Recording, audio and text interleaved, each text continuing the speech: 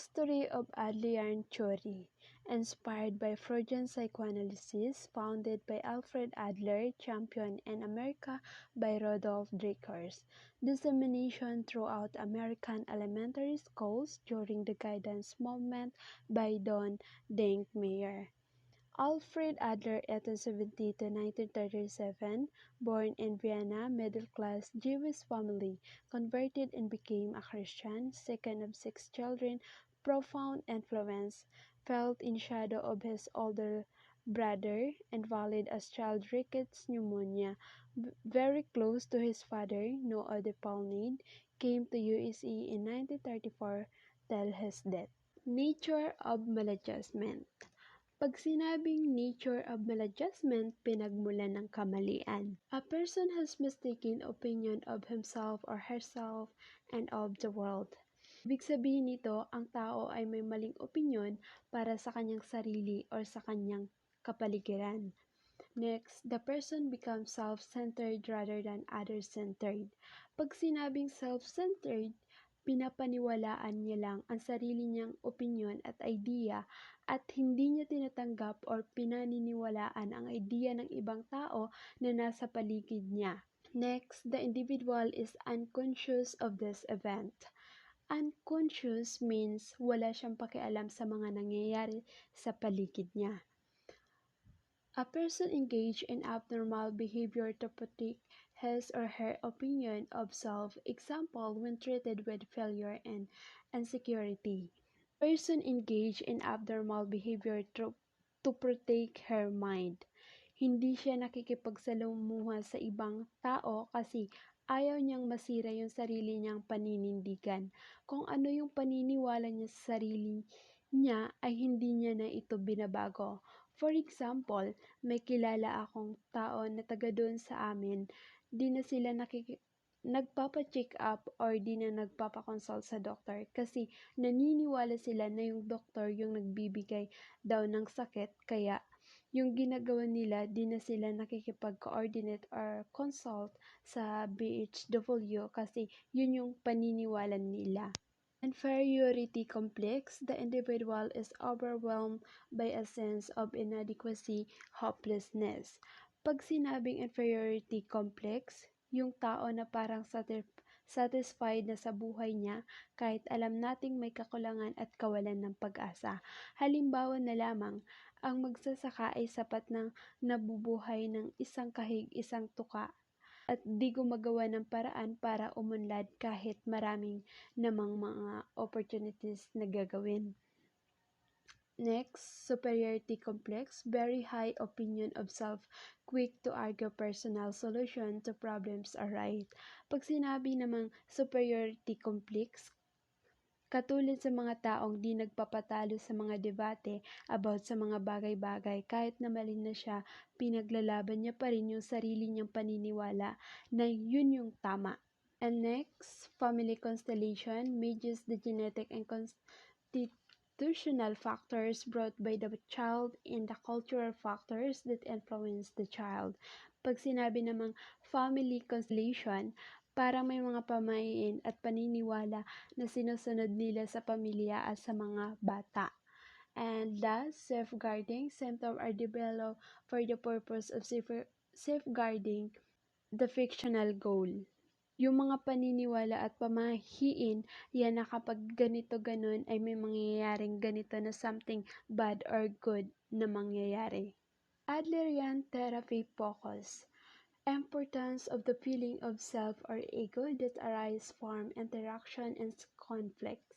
Sense of self or ego central core of personality. Start from psychoanalysis and last emphasis on motivation and social interaction. The phenomenological approach. What is phenomenological approach? It is allow me to specific to identify phenomena through how they are perceived by the actors in a situation. Adlerian attempt to view the world from the client's subjective frame of reference. Ibig sabihin nito, tinitingnan nila yung mga nangyayari sa paligid at nagbibase sila sa mga tao kung ano ang nararanasan nila or kung ano yung experience nila. Reality is less important than how the individual perceives and believes life to be. Mas pinapaniwalaan nila yung belief ng kanilang buhay na nanggaling sa kanilang mga ninuno kaysa sa mahalagang katotohanan na dapat paniwalaan. It is not the childhood experience that are crucial, it is our present interpretation of this event.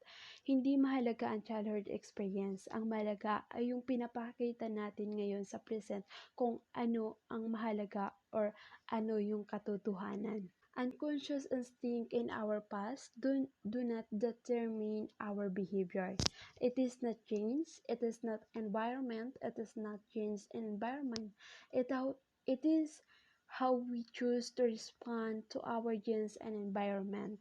Tao na walang pakialam sa mga nangyari sa past, wag natin ito i-determine sa pag-uugali niya or sa pagkatao niya. Hindi ito nakatukoy sa lahi at hindi rin sa environment na kinabibilangan niya. Ito ay kung paano mag-response yung sarili nating paniniwala or pamahiin ng pamilya sa environment.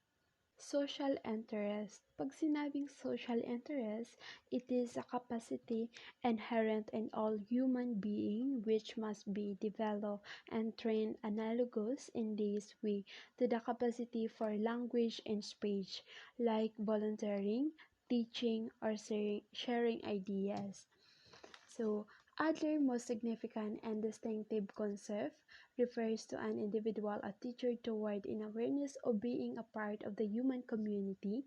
Mental health is measured by the degree to which we successfully share with others and are concerned with their welfare. Happiness and success are largely related to social connectedness. Impact of birth order. Adler's 5 psychological position. First is oldest child, favored spoiled center of attention, pseudo parent, high achiever. Ito yung pinapaboran ng mga magulang, spoiled center of attention ng mga magulang, at may mataas na nakakamit. Pangalawa, second of only two, behave as if in a race, often opposite to first child.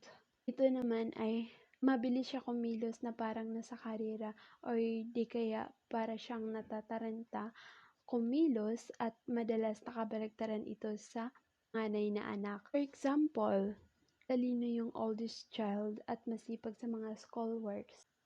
Kabaligtaran niya naman ito. Siya, hindi niya hilig yung mga schoolworks. Number 3, middle often feels squeezed out. Ito yung emotional sa magkakapatid or sensitive. Youngest, laki sa layaw. Only child does not learn to share or cooperate with other children, learns to deal with adults. Hindi marunong makioperate or to share sa kapwa niya bata, mas natututo siyang makitungo sa mga matatanda. Encouragement. Encouragement is the most powerful method available for changing a person's belief.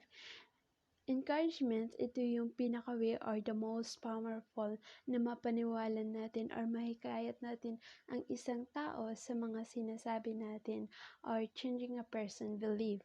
For example, as a social work student, binibigyan ko yung client ko ng advice or ini-encourage ko siya na ganito yung gawing paraan para hindi niya na maulit yung ginagawa niya dati na kinakasira ng personalidad niya. Help build self-confidence and stimulate courage. Nakakatulong sa pag-build ng self-confidence kasi ikaw yung naging instrument niya to be a good influencers kaya nagkaroon siya ng lakas ng loob. Discouragement is the basic condition that prevent people from functioning. Yung discouragement naman ay kahinaan ng tao. Nawawalan sila ng pag-asa kapag nagtiwala na sila sa isang tao but at the end, nadidisappoint sila. And are encouraged to recognize that they have the power to choose and to act differently. Ini-encourage yung client na makilala nila yung sarili nila at may kakayahang pumili at kumilos ng iba para sa kanilang sarili in a good way. Other Adler concept, organ inferiority, everyone is born with some physical weakness, motivate life choices. Yes, everyone is born with some physical weaknesses, kaya yung pinakawin na gawin, maghanap or mag-isip ng paraan to motivate yung buhay ng isang tao. More Adler concept, masculine protest, kids work for become independent from and equal to adults and people in power. Ito yung mga minor child na nagtatrabaho na hindi pa sana karapat-dapat sa kanila kasi hindi pa nila obligasyon yun. Halimbawa na lamang yung sa KMGS na si Remark sa edad na 10 taong gulang nag-aaral na dahilan sa kanilang mga magulang na nagkahiwalay kaya wala siyang magawa kundi tulungan yung kanyang lolo. Social responsibility and understanding, occupational task, career self-worth, societal task, creating friendship network, love task, life partner, positive in goal-oriented humanity, people striving to overcome weaknesses to function productively, contributing to society, nagsusumikap or nagtatagumpay, nagkaroon ng self-confidence at nilalabanan ang kahinaan at nag-aambag sa lipunan. How an Adlerian does therapy. Adlerian use comprehensive assessment for family constellation, questionnaire, social world assessment. For family constellation, it assesses perceived birth order and families. It tends to characterize firstborn, middleborn children, youngest-born, and only children. It provides both counselors and clients insight about personality development that may be a factor of birth order.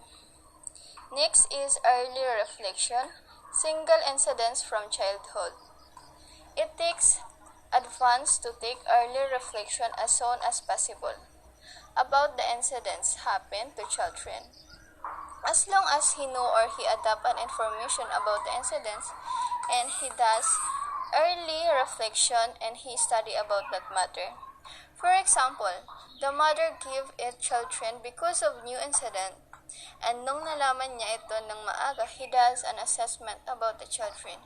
He asked to her mother about the birth order and after that he make early reflection about the incidents. Next is lifestyle assessment, which develop target for therapy by identifying major success and mistakes in client's life. Therapeutic techniques and procedures.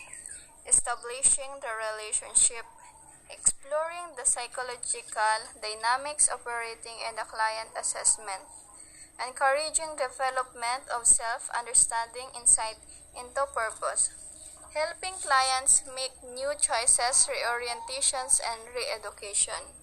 Therapeutic techniques and procedures. Establishing the relationship. Therapists get to know their client as a person. Yes, it's very essential when we get or conduct an interview. We need to know who they are, what their characteristic of that person, if she gave birth or not, before we interview. Next is therapist is collaborative. Mahalagang makipagsabayan at makiisa sa mga tao para masabayan yung flows ng taong ini-interview. Dahil may mga tao minsan na pilosopo, sinungaling, para to get his her loyalty, alamin kung paano sila mapapaamo at para maibigay niya yung tiwala niya sa atin. Next is goals established together prior to start. Our goals is to get a good information. Before we start, we should build relationship to everyone para ibigay ng kliyente ang buong tiwala niya sa iyo. Next is supportive, caring human connection. Faith, mahalaga ang koneksyon ng isa't isa. kailangang totoo tayo sa kanila, huwag natin silang lulukuhin o dadayain upang maging matibay ang iyong relasyon o samahan sa isa't isa dahil once na mabrok, sasablay ang ginagawa mo. Another thing is hope. We should think positive always, that is always have a hope sa isa't isa. To build relationship, huwag paghihinaan ng loob sa lahat ng bagay na gagawin. To have a good relationship. Love. It's very important for establishing a relationship and anyone because every relationship has love. Even it's about family, friends, couple, and etc. There has always love in the middle of each of you to still have a good relationship. Second, therapeutic and procedures is exploring individuals' dynamics. Subjective interview or personal interview. It must be client tells own story as expert on own life and therapist listen for clues to clients' coping and approach to life. For objective interview, it was a lifestyle assessment. First, family constellation, and that was I mentioned earlier. It tends to characterize the birth order and families. Second is early recollection. It must be same for early reflection, and it was I mentioned earlier. Third is personality priorities. It was about the personality of individual, which inuuna mo ang tungkol sa personality ng tao. Halimbawa dito, you ask a question about work, family, health, home, relationship, safety, and etc. To acquire information, and it's very useful naman. Next is the integration and summary of your interviews. Therapeutic techniques and procedures. Encouraging self-understanding and insight. Ito ang paghihikayat sa pangunawa ng sarili at kaalaman. Insight, understanding of motivation that operates in client's life. Unawain mo kung ano ang motivation ng buhay ng kliyente para hikayatin mo pa lalo. Therapist offers open-ended interpretation too. Ibig sabihin, ang therapist ay maging open-ended sa pagpapakahulugan ng mga salita. Dahil mostly naman sometimes di maiwasan na may problema.